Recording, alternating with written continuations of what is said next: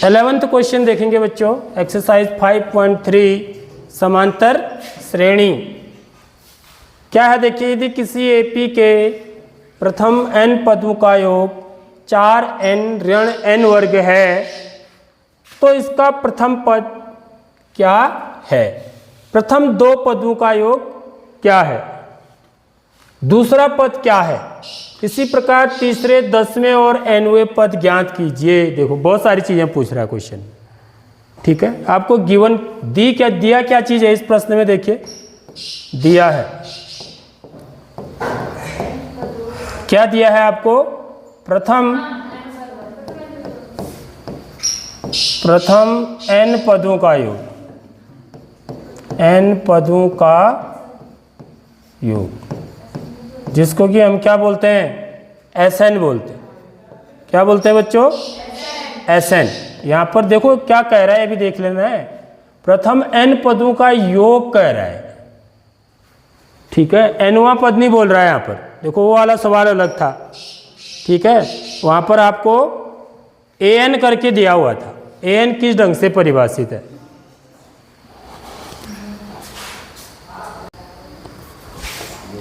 तो बच्चों इस प्रश्न में Sn बराबर कैसे परिभाषित है? 4n ऋण n वर्ग। इससे पहले जो सवाल हमने पढ़ा था उसमें an बराबर था, तो a माने पद होता है, पदों की संख्या, s माने है योगफल, ठीक। तो इसमें यदि मुझे पहला पद क्या होगा वो निकालना है, तो पहले पद में तो कुछ जुड़ता नहीं है ना, तो हम क्या करेंगे, इसमें पहला पद ज्ञात करने के लिए n बराबर 1 रखने पर, n बराबर 1 रखने पर मुझे क्या मिलेगा? S1 मिलेगा, ठीक है। यही क्या कहलाएगा? मेरा पहला पद, ठीक है। तो यहाँ पर n बराबर 1 रखेंगे तो क्या आएगा? 4 गुणा 1 ऋण 1 का वर्ग, तो कितना हो जाएगा? 4 एकम 4 ऋण 1 बराबर 3, ठीक है। अब n बराबर 2 रखने पर, ठीक है, इसको मैं क्या बोल सकता हूं बच्चों? यहां पर a1 भी कह सकता हूं, पहले पद को हम a1 भी बोलते हैं, ठीक है, a भी बोलते हैं, a1 से भी दिखाते हैं। तो n बराबर 2 रखने पर मेरे को क्या मिलेगा बच्चों? प्रथम दो पदों का योगफल मिलेगा। याद रखिए इस बात को, क्या मिलेगा? प्रथम दो पदों का योगफल मिलेगा। यानी कि हमें क्या मिलेगा बच्चों? इसमें n बराबर 2 रखने पर S2 मिलेगा।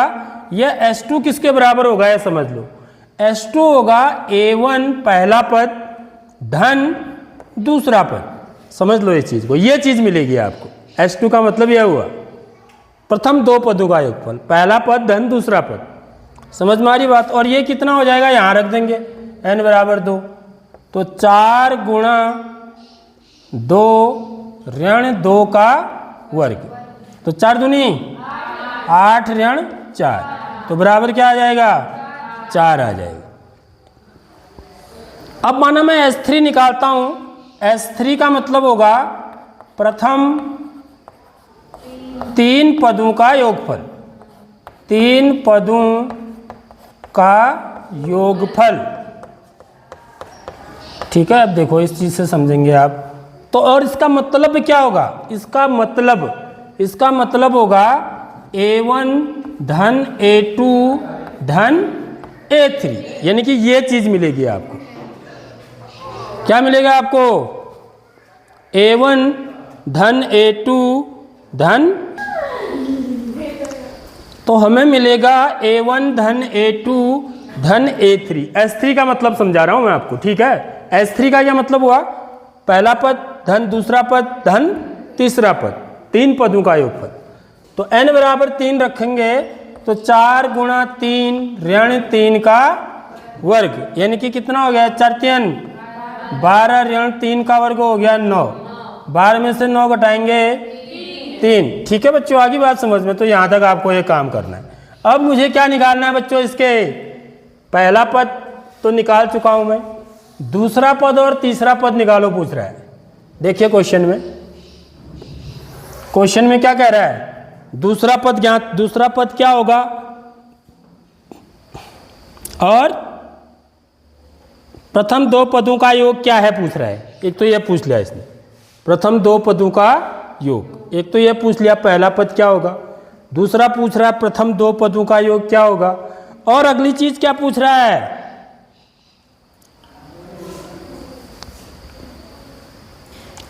तीसरा पद पूछ रहा है। ठीक है, तीसरा पद। ठीक है, अब तीसरा पद निकालना है। पहले तो मैंने दूसरा पद ही नहीं निकाला अभी। ठीक है, तो दूसरा पद कैसे निकलेगा, दूसरा पद निकाला क्या है मैंने, दूसरा पद, दूसरा तो लिखा है मैंने एक जगह पर, दो लिखा है ना, समझ में आ रही बात। ये क्या लिखा है मैंने, दो पदों का योगफल लिखा है। यदि दूसरा पद मुझे निकालना है तो बच्चों मैंने ऐसा इसलिए लिखा है, देखो यहां से आप समझ जाएंगे दूसरे पद का मतलब क्या होता है, A2। ठीक है, यदि मैं इसमें से इसको घटा दूं, देख लो समझ लो, A1 धन A2, देखो ये क्या है, S2 है ना, A1 धन A2 में से किसको घटा दूं, A1 को घटा दूं। देख लो समझ लो बात, A1 क्या है, पहला पद है, तो मेरे को क्या मिलेगा, देखो A1 धन A2 में से A1 को घटा दूं तो क्या आ जाएगा, A1 से A1 कट जाएगा, तो क्या मिलेगा मुझे, A2 मिलेगा। यानी कि A2 क्या चीज होती है, दूसरा पद। यानी कि मुझे यदि दूसरा पद निकालना है तो मुझे क्या करना है, S2 माइनस S1 करना है। ये क्यों किया समझ लो, एक चीज समझ में आ रही है, क्योंकि S2 का मतलब क्या होता है, A1 धन A2। समझ में आ रही बात, पहला पद धन दूसरा पद, इसमें से मैं A1 को घटा दूंगा तो A1 से A1 कट जाएगा, A2 बच जाएगा। A2 ही मेरा क्या है, दूसरा पद है। ठीक है, तो ये कितना आ जाएगा फिर, S2 कितना है, 4, ऋण S1 कितना है, 3, तो ये कितना आ गया बच्चों, 1। यानी कि मेरा जो दूसरा पद होगा, ठीक है, वो क्या होगा, 1 होगा। ऐसे यदि मेरे को तीसरा पद निकालना है, तीसरा पद निकालने के लिए देखो यहां पर ये है, यदि मैं इसमें से इसको घटा दूं, तीसरा पद माने 3 पदों के योगफल, यानी देख लो आप, A1 धन A2 धन A3 में से क्या कर दूं, A1 धन A2 को घटा दूं, A1 धन A2 को घटा दूंगा। ठीक है, तो ये दोनों जब मैं घटाऊंगा तो ये ऋण चिन्ह के हो जाएंगे। ठीक है, तो A1 ऋण A1 कट जाएगा, समझ में आ रही नहीं है बात, A2 में से A2 कट जाएगा, घट जाएगा, तो बचेगा क्या, A3 बचेगा। तो A3 का मान ऐसे निकलेगा, देख लो समझ लो, समझे नहीं समझे बात। तो A3 का मान निकालने के लिए मैं क्या करूंगा, S3 में से S2 को घटा दूंगा, यानी कि ये क्या चीज है, ये S3 है, ऋण ये क्या है, S2 है। ठीक है, समझ में आ गई बात। तो S3 कितना है मेरा, 3, माइनस S2 कितना है, 4, तो 3 में से 4 घटाएंगे तो कितना आएगा, ऋण 1 आ जाएगा। तो एक चीज आप देख रहे हो, कोई सा भी मुझे पद निकालना है, ठीक है, यदि मुझे दूसरा पद निकालना है तो उससे आगे वाले पद में से, उसके आगे वाले पदों के योग में से वहां तक का योग क्या करूंगा मैं, घटा दूंगा। ठीक, अब आप जो है ना एक चीज और पूछ रहा है, अब पूछ रहा है कि 15वें, इसी प्रकार तीसरे, 10वें और nवें पद ज्ञात कीजिए। ठीक है, तो तीसरा पद निकालना है मुझे, तीसरा पद तो निकाल दिया मैंने, अब एक बचा क्या, 10वां पद। ठीक है, तो 10वां पद कैसे निकालेंगे, सबसे पहले इसको नोट करिए। अब देखो बच्चों, हमने क्या निकाला, हमने A1 निकाल लिया है, A2 निकाल लिया है और A3 भी निकाल लिया है। ठीक है, जब हमने A2 निकाला, ठीक, जब मैंने क्या निकाला, A2 निकाला, तो मैंने क्या किया बच्चों, देखिए कैसे निकाला A2। मैंने S2 में से क्या किया, S1 को घटाया, ये तो किया। A2 बराबर क्या हुआ, S2 माइनस S1। और जब मैंने A3 निकाला, तो A3 निकालने के लिए क्या किया, S3 में से S2 को घटाया। तो यहां से आप एक चीज समझ सकते हो, अगर मैं चौथा पद निकालूं तो क्या बनेगा सूत्र, बताओ, S4 माइनस S3, यानी कि जो यहां पर है वही यहां पर होगा। 3 है तो यहां पर 3, 4 है तो यहां पर 4, इधर क्या होगा, इससे 1 कम, 2 से 1 कम कितना हुआ, 1, 3 से 1 कम कितना हुआ, 2, 4 से 1 कम कितना हुआ, 3। समझ में आ रही बात। अब मैं यदि A10 निकालना है, मुझे प्रश्न में पूछ रहा है कि A10 कितना होगा, यानी कि 10वां पद कितना होगा। तो 10वां पद निकालना है तो क्या सूत्र बनेगा मेरा, माइनस S10 माइनस 1, 10 माइनस 1 ना, यानी कि S9। ठीक, तो ये याद रखना है। एक तो मुझे ये निकालना है, ठीक है। दूसरा मुझे क्या निकालना है, AN निकालना है। तो इसी प्रकार मैं इसको आगे बढ़ाते जाऊं, ठीक है। तो AN बराबर क्या बन जाएगा बच्चों, सूत्र मेरा क्या बन जाएगा, S जो यहाँ पर है वही यहाँ पर भी आएगा। यहाँ पर 10 था तो यहाँ पर 10 आया, यहाँ पर 4 था तो यहाँ पर 4 आया, यहाँ पर N है तो यहाँ पर भी N आएगा। SN माइनस S N में से 1 कम, समझ में आ रही है, N में से 1 कम क्या हुआ, N माइनस, यानी कि ये 2 सूत्रों का इस्तेमाल करना है आपको। ठीक है, तो हम 10वां पद और Nवां पद ज्ञात कर लेंगे। ठीक है, तो इसको मैं मिटा देता हूँ।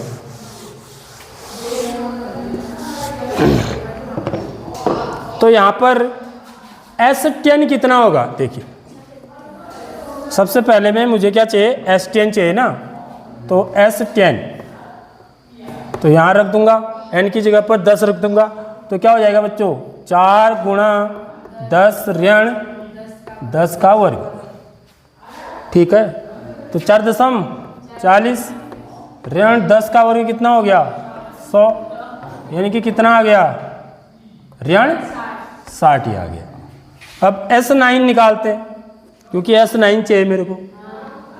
तो यहाँ पर N की जगह पे क्या रख दूंगा, 9, तो यहाँ भी N की जगह पर 9, 4 गुणा 9 ऋण 9 का वर्ग, तो नचको 36 ऋण 9 का वर्ग कितना हो गया, 81। तो ये कितना आ जाएगा, घटाएंगे तो उत्तर ऋण में आएगा। ठीक है, 11 में से 6 घटाएंगे 5, और यहाँ पर कितना रहा 7, 7 में से 3 घटाएंगे 4, तो ऋण 45 आ गया। समझ में आ रही बात। इसलिए 10वां पद, 10वां पद जिसको कि हम क्या बोलते हैं, A10 कहते हैं, बराबर क्या हो जाएगा, पहले ये सूत्र अप्लाई करेंगे, लिखेंगे S10 माइनस S9। S10 कितना है, -60। ठीक है, उसके बाद यह वाला ऋण चिन्ह लगेगा, यह वाला ऋण चिन्ह यह है, फिर S9 भी ऋण चिन्ह का ही है, तो ऋण 45। ठीक है, आगे बात समझ में। तो ये कितना हो जाएगा, ऋण 60 ऋण गुणा ऋण धन 45, तो उत्तर किस में आएगा, ऋण में। 10 में से 5 घटाएंगे 5, यहाँ पर 5 में से 4 घटाएंगे तो ऋण 15 होगा आपका 10वां पद। ठीक है, ऐसे ही देखिए Nवां पद निकालना है, तो Sn तो मुझे पता ही है, ये है, समझ में आ रही बात। अब मुझे क्या करना है, Sn-1 करना है। ठीक है, या फिर हम क्या कर देते हैं बच्चों, एक दूसरा सूत्र भी लगा सकते हैं, क्योंकि मेरे को अब AP पता चल चुकी है ना। समझ में आ रही बात। AP क्या है मेरी, AP क्या है बताओ, पहला पद क्या था, 3 है। दूसरा पद क्या है? 1 है। तीसरा पद क्या है? -1। यह है मेरी एपी। ठीक है, इस एपी का nवां पद निकालना है। ठीक, तो मेरा a बराबर क्या हो गया? 3। d बराबर क्या हो गया? 1 ऋण 3 बराबर 2, सॉरी -2 हो गया। ठीक है, ऋण 2 हो गया, इसलिए nवां पद तो आसान तरीके से ऐसे निकल जाएगा आपका। इसलिए nवां पद an बराबर क्या होता है? a plus n-1 into D. यह सूत्र ज़्यादा आसान रहेगा nवां पद निकालने के लिए। ठीक है बात? तो a क्या है मेरा? 3 धन n-1 इंटू डी कितना है? -2। ठीक है, इसको कैलकुलेट करेंगे। 3 देखिए ऋण 2n -2n प्लस 2, तो ये कितना हो जाएगा? 3 और 2 5 ऋण 2n हो जाएगा। 5 ऋण 2n nवां पद यह हो जाएगा। ठीक है, बाकी आप इस सूत्र से भी निकाल सकते हो, इस सूत्र से भी निकल जाएगा, यही चीज़ निकलेगी 5 ऋण 2n। क्योंकि लेकिन मेरे को nवां पद निकालने के लिए a और d पता है ना, क्योंकि ap पता चल गया मुझे, तो मैं इस सूत्र से मेरा आसानी से निकलेगा। ठीक है, तो इस प्रकार इस प्रश्न को हल करेंगे।